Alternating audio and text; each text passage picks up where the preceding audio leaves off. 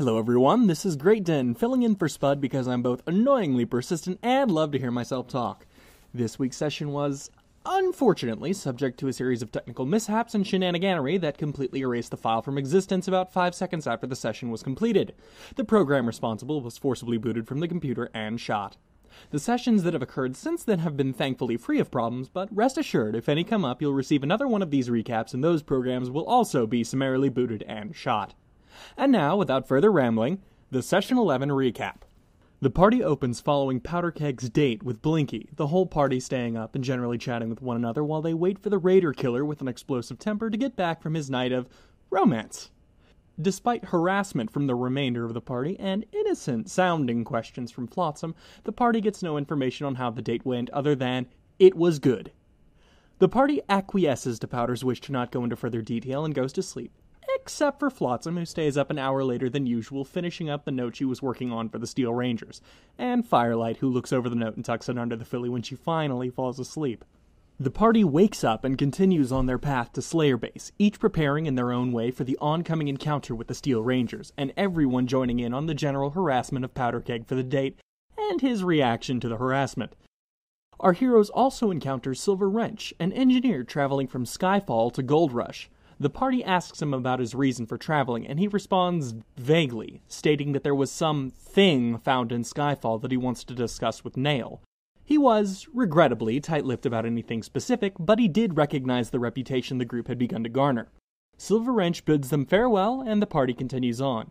Before things get too relaxed, however, the party runs into a raider encampment. Powderkeg, naturally, decides to start a fight. Well, a fight might be giving a little more credit to the raiders than deserved. It was more ambushing and slaughtering them through the use of bombies, landmines, making use of Flotsam's special Sparkle Cola explosives, and blinding by firelight with fireworks. All the raiders who managed to survive those particular encounters were quickly torn apart by the rest of the party's typical attacks and, as always, more explosives. Those few raiders, however, fought back more readily than usual, the members of the Four Horses gang making use of various abilities and techniques that seemed more advanced than previous encounters, but no less capable of being dealt with. By the end of the fight, one raider per leader was left alive, and Tempered Steel sends them running, each with a message for their boss. The group explores the raider encampment, scouring the tents and buildings for supplies, stopping only when they encounter a Colt locked up in a cell. They attempt to talk with him, but find that he's had his tongue cut out, presumably by the raiders. Tempered Steel and Firelight destroy the cell door and let the pony out, while Powderkeg preps some Hydra for the Colt in an effort to heal his tongue. The attempt is, fortunately, successful, and the Colt thanks them for their help. He then asks if they know where his mother might be, and it's revealed that the nameless Colt is the son of a raider. While it is uncertain, it seems likely that the famine pony who ran off with the message was his mother, but he's willing to travel with the party for a little while and join their gang, so to speak. He reveals some of his history, including how he lost his tongue, which apparently involved an incident where he called famine something unspeakably, horribly creative, and Tempered Steel suggests Smack Talk as a name for the cult, which he readily accepts. After this discussion, Powderkeg locates the largest of the tents, spreads it out in front of one of the buildings, and writes, "This is the fate of all raiders, in blood," and blows the building sky high as a message. Then the group begins their journey back to Slayer Base, with one more new pony in tow. Because no session is complete without an argument of some kind, the party quickly tries to teach the son of a raider ethics and morality as they walk, which proves to be an arduous task as the group is distinctly lacking in proper role models, and Smack Talk, while admiring some aspects of his new gang, is still a teenager and does not so readily accept the perceived lessons from the somewhat hypocritical adults around him. Javolt proves to be both good with and horrible with children at the exact same time, and Powderkeg, in an effort to keep the kid occupied and also potentially to relate to the cult on some level so he'll shut up and listen when the inevitable alignment talk returns, attempts to teach Smack Talk about explosives. Smack Talk accepts, mostly because he wants to get away from Javolt. Before too much more can occur, the party spies a small group of Tiamat cultists heading down the same path they're on, traveling in the opposite direction. There's a small moment of panic, with Firelight attempting to help Aurelia come up with some advice to give to the cultists should they go through the whole begging, pleading, asking for guidance shtick, but it fortunately does not come up. The two groups pass each other without much fanfare, only a sordid glare coming from a few of the cultists as the groups get further away.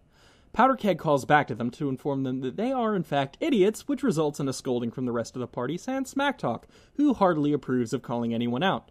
but the cultists don't do much in response. Flotsam brings up Smacktalk's lack of cutie mark in the ensuing continuation of the aforementioned alignment argument, which results in Smacktalk asking how the party members who have them got theirs. Smacktalk, as he states, is fairly certain that he'll get his cutie mark for killing, so he's curious as to who they murdered. Flotsam goes on a long tangent of potential cutie marks that Smacktalk could end up with that don't come from killing, as if to dissuade him from a raiding lifestyle, but Firelight points out that indeed, both Flotsam and Powderkeg got their cutie marks from events that involved killing, and that it's a bit hypocritical of them to say otherwise, though quickly adding in that it totally doesn't have to be that way for Smacktalk. However, they in turn prod Firelight until he informs them that he got his after killing some ponies as well. They attempt to press him for more information, especially given his reticence to talk about his past, but the efforts bear no fruit. Even Zenkarn's calming talk with him away from the party fails to dredge up more than that he's sorry, he didn't know who they were, and that he regrets having done it. He does say that they'll talk about it later, when fewer ponies are around, though. Before anything else can be pulled from the well of characterization, a pony in a black hood is spotted walking towards the group, away from the perceived location of Slayer Base. The pony happens to match the description given by Smacktalk of the gang leader Death. The groups have various internal freakouts of appropriate levels, Flotsam with a fear of what's become of Slayer Base, Powder and his general raider hatred, Smacktalk with his admiration and fear, etc. Before the group can really make a well-thought-out decision about what to do, however, Zenkarn approaches the hooded pony and asks if he's Death.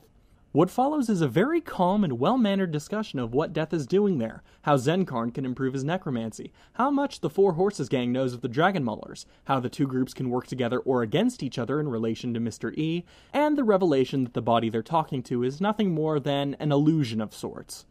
He assures Flotsam that he's directly done nothing to Slayer Base and that he was just checking up on things before leaving the party to their own devices, easily ignoring Powderkeg's numerous threats against family and loved ones.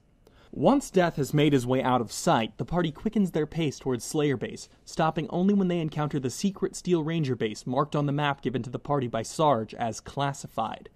The group decides to approach it and attempts to enter. The only visible entrance is a door with a small box marked with the letters M-A-S. Flotsam pushes the button and makes an attempt to open the door using the codes given to her by Trip and Sarge, but they prove ineffective. Unhampered, the party discusses potential options for a code, trying multiple things before realizing that the key to the code was within the last Ministry of Arcane Science building they were in.